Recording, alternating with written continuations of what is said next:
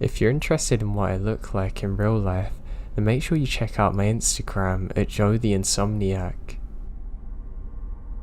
I'm a park ranger in a large national forest. I've really hated working night shifts. We had a rumour going round that apparently there was some kind of creature or maybe even paranormal thing that nobody could explain, and nobody wanted to talk about experiencing it as that terrifying. I thought, great, I'm sure I'm gonna run into it. And sadly, my time did come.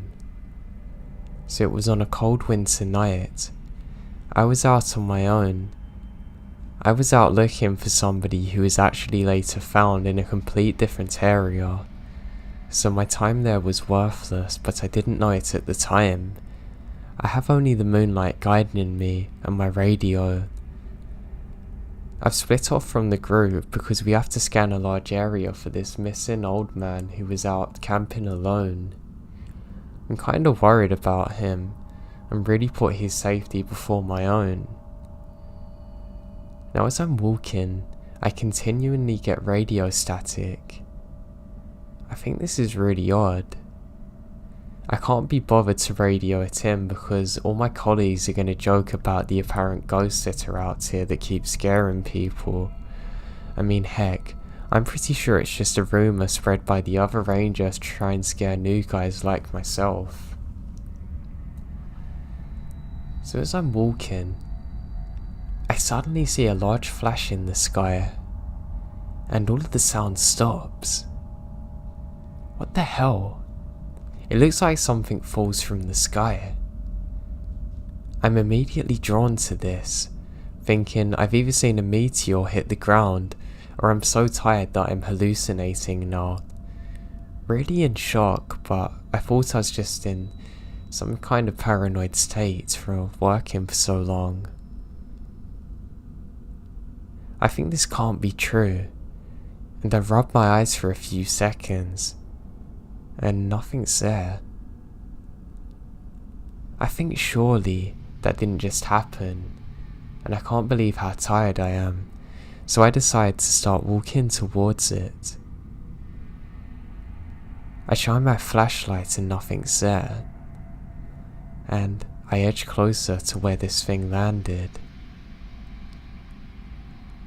As I'm getting closer, I have this terrible feeling of dread washing over me. I just can't shake it, and I stop.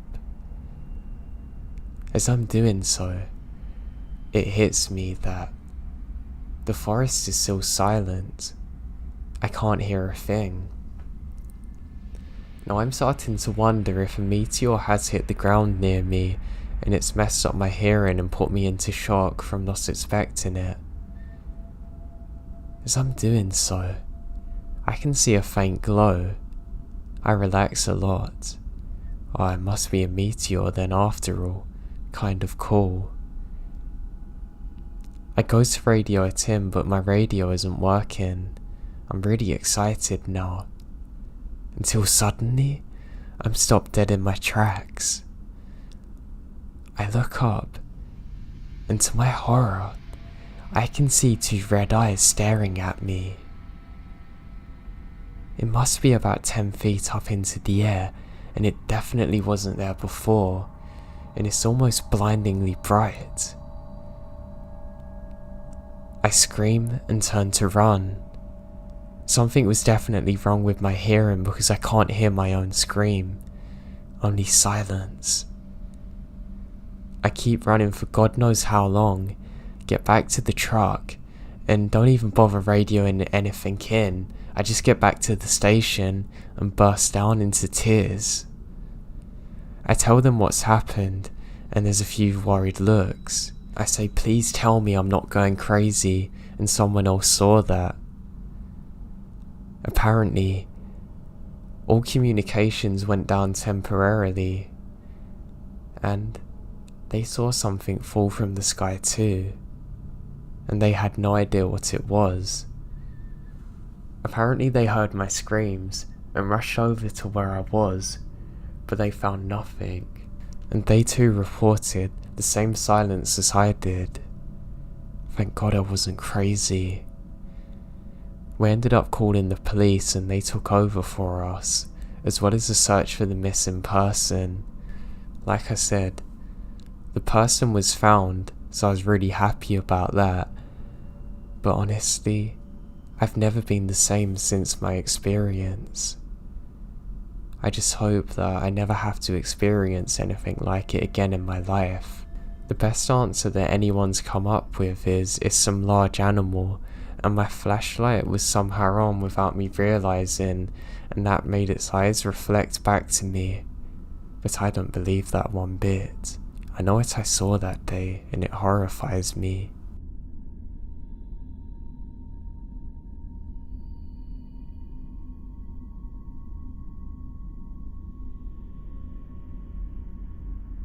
I was a lone recreation ranger in a small district in southern Idaho.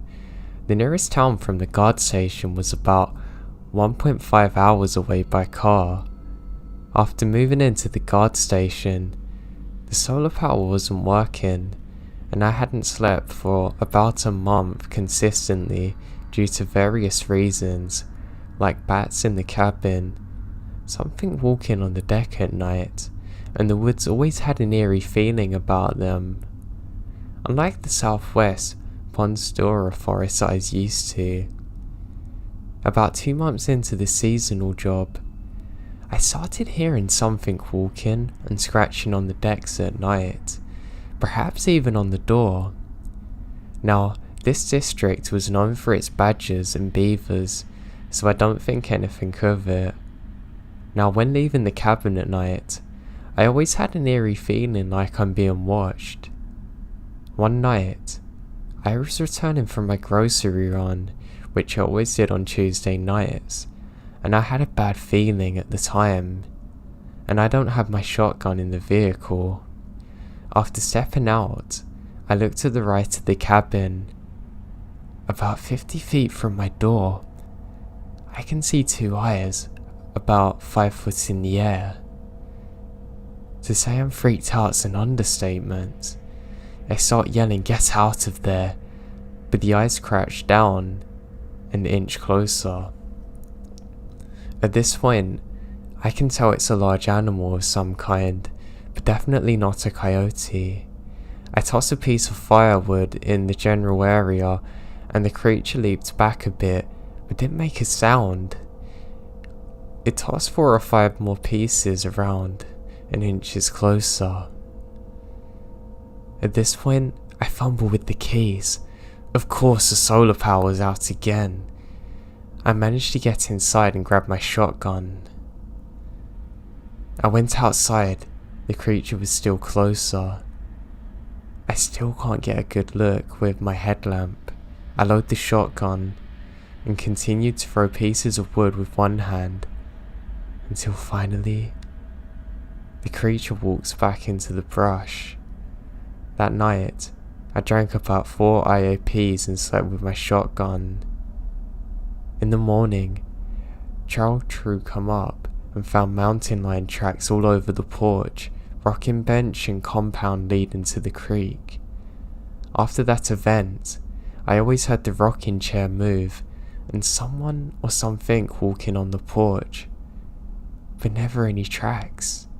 Considering that it was always muddy up there, it's weird to find none at all. I've been stalked by mountain lions before, but never had an eerie feeling like that since.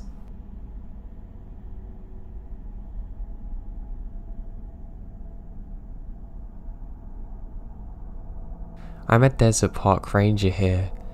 Volunteers at one of my parks called us to report a still smouldering / smoking car in one of our remote campsites. It's normal for stolen cars to get abandoned and buried and burned. When we went to look, we go up to a couple of minutes while waiting for the fire department.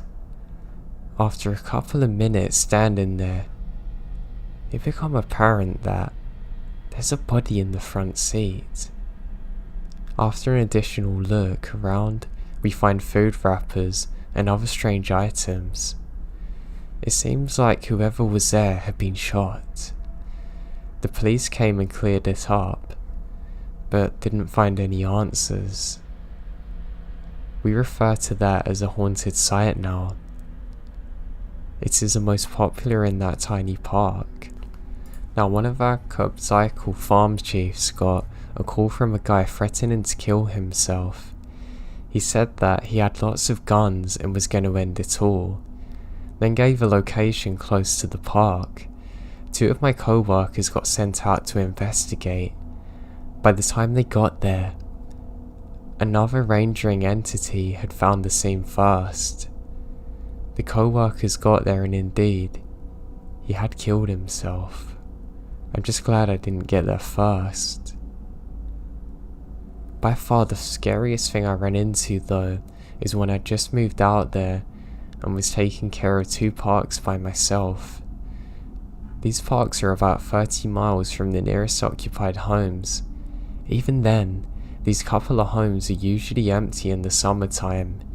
I decide to hop in my car and drive to the darker part to take in a meteor shower that's gonna happen.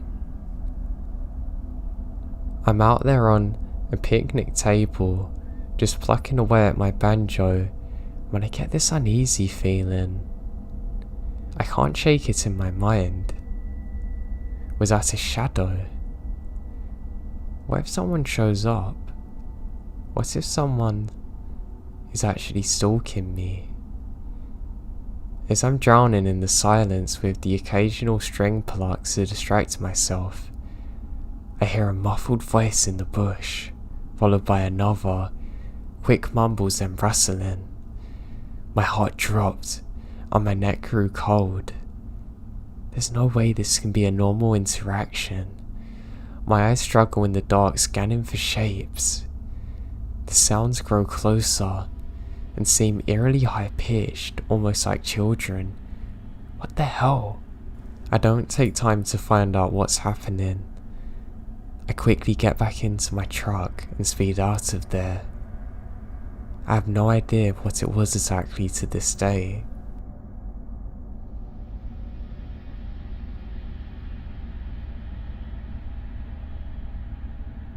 I used to dog sit for a friend who went away on a lot of weekends. She had a massive golden retriever, maybe mixed with something else, but he looked purebred golden to me, just about 30 pounds bigger than he should have been. Like most goldens, total lover boy, just a big goofy snugglebutt who would do anything to make you happy. So I'm out walking her near a national forest one night when we go through a part of a park where I'd usually let him off the leash because there's a fence on 3 sides of the ball field. I'd throw him a ball and he'd run like crazy. Now he's running full tilt back to me, happy and goofy. But suddenly, he stops dead about 10 feet in front, freezing. I call him. He snarls at me. What the hell? He's never done this before. I spent so much time with him and basically shared custody arrangements with him, and he's never done this. Come on, what's the matter, dude? I say. He then charges me, or so I thought. Right when I think he's lost his mind and is maybe secretly rabid and is about to lunge and rip my throat out, he goes past me, teeth bared, trying to make himself look bigger, and runs into the bushes behind me. I hear a scream, a struggle, and I hear Remy yelp. I see a man running away in all black, bleeding. Thankfully, we're only 3 blocks away from home, so I take my jacket, tying it over his hip, pack him in the car, and rush him to the emergency vet. 46 stitches later, we go home and call the police. Cops roll their eyes like, the dog cut himself on something and you think it's foul play. But they go and investigate. Further into the bushes where Remy had gone, they find what appears to be a homeless camp. Except, along with a sleeping bag, where they find several bloody knives, dead animals, and other weird items. Whoever this dude was that ran off had been lurking in the bushes 20 feet behind me for God knows how long, and clearly attacked my dog. I'd love to say it was the big break in the serial killer cases that are unsolved, but unfortunately they never found him.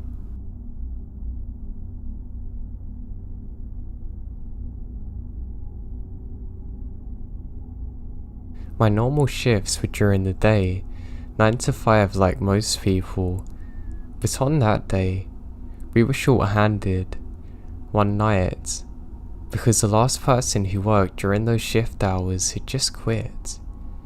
We had lately had a lot of people quitting on the night shift, so that meant I have to cover. Weirdly enough, I had never had to work the grave shift before, and I was actually up for it. I brought some coffee and 5-hour energy with me because the hours ran 10 to 5, and there was no way I'd make it through that naturally.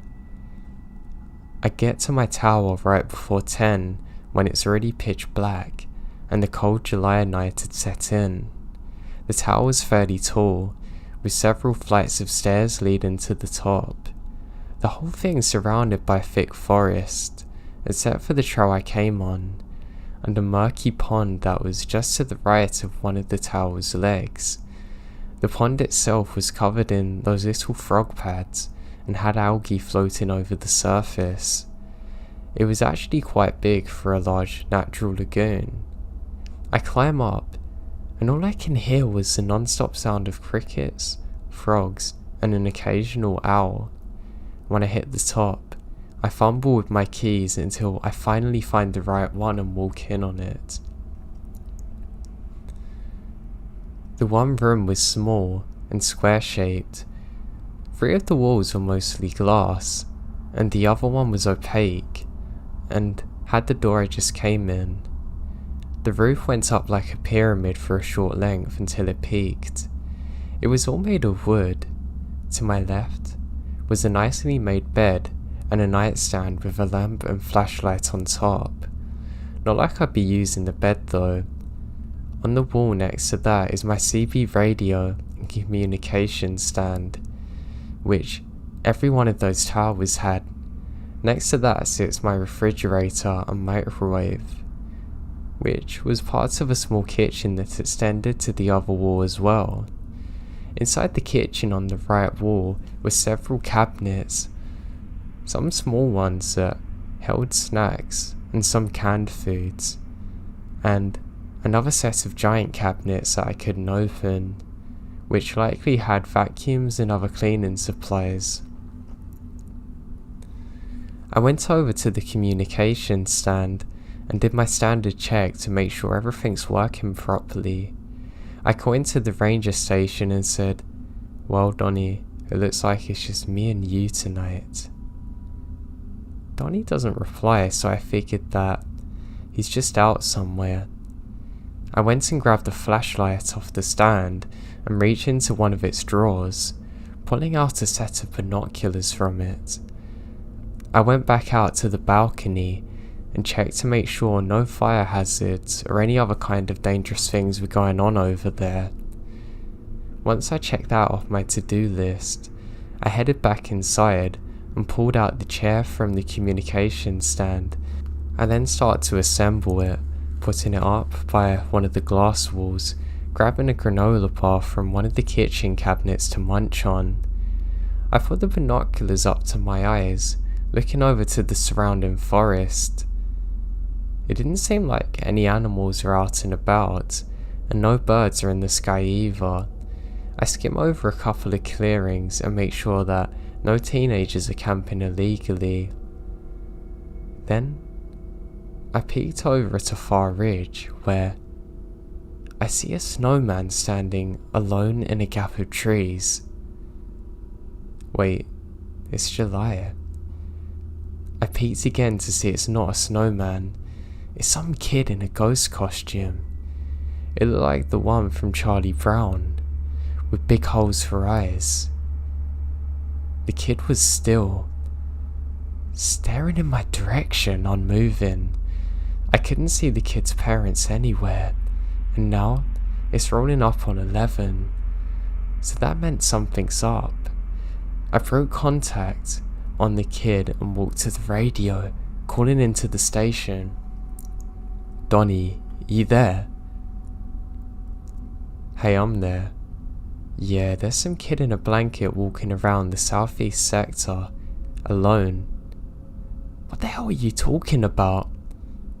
"It's a ghost costume." "You mean the Charlie Brown one? Can you check it out?" "Yeah, I'll go up. I'll call on the walkie-talkie." So I turned off the radio and crossed over to the nightstand drawer to grab the walkie-talkie. Once I had it sat back down in the chair, I put my binoculars on, zooming in to where the kid was. The ridge is empty, with no sign of the kid anywhere. I'm pretty confused by this. I pulled up the antenna on the walkie-talkie and dialed the channel. "Hey, Donnie, can you hear me?" "Yep, loud and clear. I'm getting close to the sector. I'm heading up for a vantage point." "Perfect. That's where I saw him, but he moved on." "Well, I'll just check around to see if I can find anything."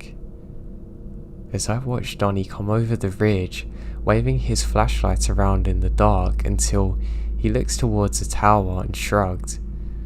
"Well, nothing here. Damn, hopefully he turns up again. Until then, I'll notify the police and look for missing reports." "Alright, I'll go back to..."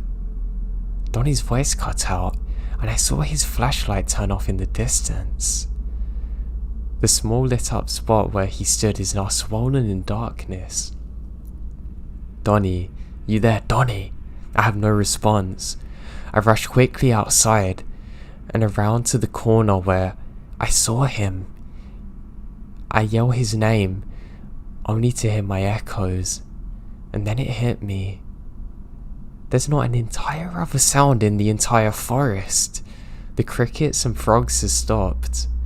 The wind doesn't rustle the leaves. Everything's completely still. I can hear my heartbeat throbbing in my ears, and nothing else. I move my flashlight around in the woods in some futile attempt to find him. God. I got into that state of mind where I'm so afraid my throat closes, and if I move, I feel like something very bad's gonna happen. I have to do something now. I turned around, and as I did so, I glanced at the stairs below me. At the bottom stood a skinny, horrifically aged woman. She's tall, dripping with water, with black hair, dark murky blue skin that stretches across her skin. I can't believe what I'm seeing. Her jaw appears broken. She then lets out a blood-curdling scream. I run inside, slamming the door, locking it. There's no way she could run that fast, even if all her bones were new. I run back to the kitchen, grabbing the biggest knife I can. I scream into the radio, "Donnie, where are you, goddammit?" Then I hear creaking of a door. I slowly turn around, and I froze when I saw what was there. The door was still there, locked and shut, and had been completely undisturbed. What scared me was the once locked giant cabinet now stood open, with a kid dressed like Charlie Brown there. I'm just frozen until I hear that little kid move and giggle. There's no way. I pulled off the sheet to see one of Donnie's kids, Marvin, sporting a walkie-talkie there, saying, "Dad, I got him." Haha. Really scared him, right? He and his son laugh from the other end of the walkie-talkie. I then say to him, "I can't believe you got that stupid girl in that zombie outfit. You must have got that from some kind of studio shop or something." By now I'm sure that one of his friends works in special effects, and they just got something from a film set. My what? Does the ghost look like a zombie from that far away? You said it looked like Charlie. No, not the ghost, you idiot. The woman on the stairs. She screamed and ran up the stairs so quick, like an Olympic runner. Dean, I didn't put no woman on the stairs.